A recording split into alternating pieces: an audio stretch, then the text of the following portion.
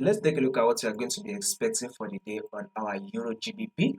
So if you have been following this channel consistently, right, we predicted that markets will give us a sell, right? This is exactly what markets did, right? It eventually gave us a sell. We said that for this week, especially this week, especially on the weekly analysis, right?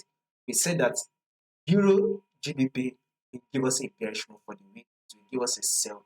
And this is exactly what markets eventually give us. It gave us the sell. So if you are not yet a subscriber and you've not done that yet, make sure you click on the subscribe button right now. Like, share, make your comments. You can also stay updated by following the Telegram channel. You will find the link to the Telegram in the comment section. Now, this is our next movement on our Euro GBP. We pull back and then sell again. So we will be anticipating for a sell on our Euro GBP.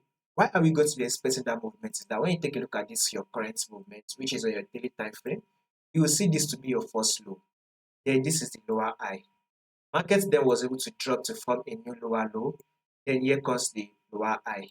Market then was able to drop again to form a new lower low. And now market is currently playing a lower high.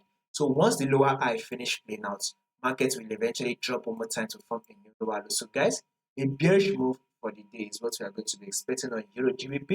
Make sure you subscribe, like, share, make your comment, and also follow the Telegram channel.